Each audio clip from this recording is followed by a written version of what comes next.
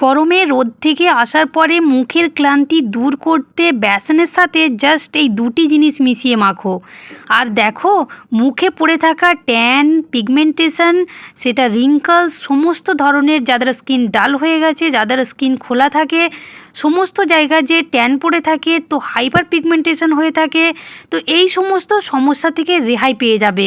চলো বন্ধুরা, এই সমস্ত সমস্যা থেকে রেহাই পাওয়ার জন্য আমাদের যে প্যাকটা রেডি করতে হবে, তার জন্য আমি কি কি ইনগ্রিডিয়েন্টস লাগাচ্ছি তোমাদেরকে দেখাই।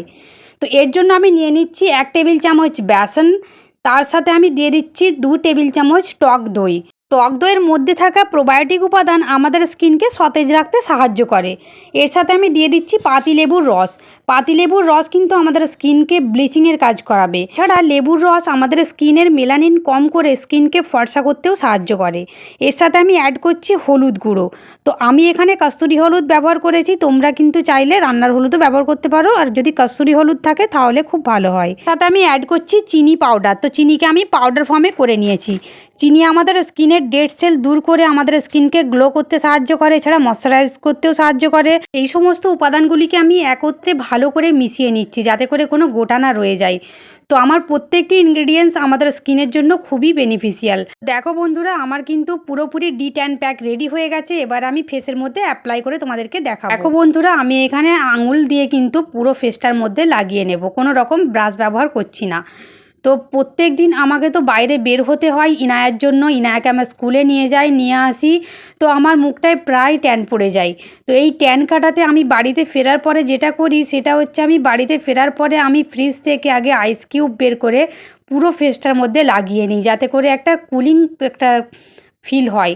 তো তার জন্য আমার স্কিনটা একটু কুলডও হলো, আর আমার স্কিনটা একটু সতেজও হলো। তো তারপর আমি যেটা করি সেটা হচ্ছে এই প্যাকটা রেডি করি। তো এই প্যাকটা আমি একবারই ব্যবহার করছি না, এটা আমি বরাবরের জন্যই করে থাকি। তো এই প্যাকটা রেডি করার পরে আমি কিন্তু পুরো ফেসটার মধ্যে অ্যাপ্লাই করে নিই।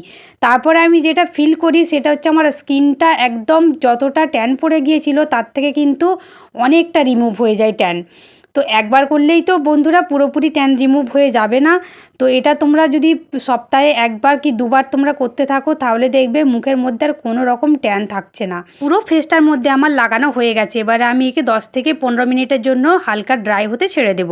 তারপর আমি হালকা মাসাজ করব। তো দেখো বন্ধুরা, আমার 10 মিনিট পর ঠিক এই রকম শুকিয়েছে। তো পুরোপুরি শুকায়নি, হালকা আধো আধো শুকিয়েছে। আমি খুব ভালো করে এবারে মাসাজটা করে নেব। তো ফার্স্ট আমি চিন এরিয়াটা মাসাজ করছি। চিন এরিয়ায় দেখবে আমাদের অনেক সময় কিন্তু একটা মেচেতার সমস্যা থাকে। তো সেটা নাকের গোড়ায় হোক কিংবা এই যে দাড়ির কাছে হোক, তো এই জায়গাগুলো কিন্তু আমাদের খুবই মেচেতা হয়।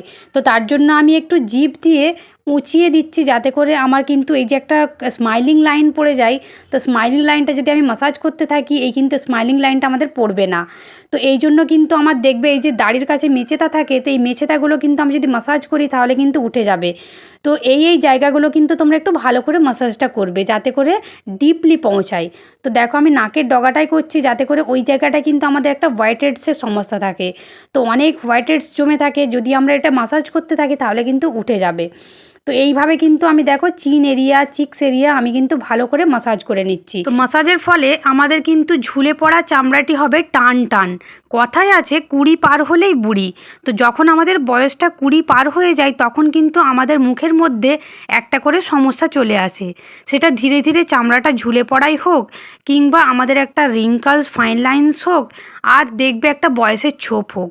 তো এই সময় থেকে যদি আমরা কোনো রকম ট্রিটমেন্ট যদি না করতে থাকি, তাহলে কিন্তু আমাদের স্কিনটা ভালো থাকবে না। তো দেখো বন্ধুরা, আমার মাসাজ হয়ে গেছে। এবার আমি তোমাদেরকে ফেসটাকে ক্লিন করে একটু দেখাচ্ছি স্পুন দিয়ে, তো কতটা গ্লো করছে দেখো। তো আমার স্কিনটা কিন্তু 2 থেকে 3 সেট হাই হয়ে গেছে। আমার মুখের মধ্যে দেখো একটা দাগ রয়েছে, সেটাও কিন্তু দেখা যাচ্ছে। তো আমার স্কিনটা কতটা ক্লিয়ার হয়েছে। তো তোমরাও যদি এরকম একটা সুন্দর স্কিন পেতে চাও, সেটা কোনো রকম খরচ ছাড়া, বাড়িতে বসে, কোনো পার্লারে না গিয়ে, কোনো রকম প্রোডাক্ট না কিনে, তো এইরকম একটা ঘরোয়া যদি রেমেডি তোমরা করতে থাকো, দেখবে বন্ধুরা তোমাদেরকে কিন্তু কোনো দিনই আর পার্লারে যেতে লাগবে না। তোমরাও বাড়িতে বসে পেয়ে যাবে কিন্তু এরকম একটা সুন্দর চকচকে গ্লোয়িং একটা স্কিন। তো বন্ধুরা, তোমাদের কিন্তু কেমন লাগলো অবশ্যই আমাকে কমেন্ট করে জানিও। তো আমার ভালো করে তোলা হয়ে গেছে। এবারে আমি একটা রুমালকে ভিজিয়ে নিয়েছি, ভিজিয়ে নিয়ে ভালো করে মুখটাকে পরিষ্কার করে নিচ্ছি। বন্ধুরা দেখো, আমি কিন্তু যেই জায়গাগুলো পরিষ্কার করছি কতটা গ্লো করছে। আর আমারও খুব সুন্দর ফিল হচ্ছে। আমি দেখতে পাচ্ছি আমার স্কিনটা এতটা সফট হয়েছে আর খুব গ্লোয়িংও হয়েছে। তো তোমরাও যদি এরকম একটা সুন্দর স্কিন পেতে চাও, এরকম একটা গ্লোয়িং স্কিন পেতে চাও, অবশ্যই কিন্তু আজকের এই রেমেডিটি তোমরা ফলো করবে। এই গরমে তো এটি একটি দুর্দান্ত কার্যকরী রেমেডি।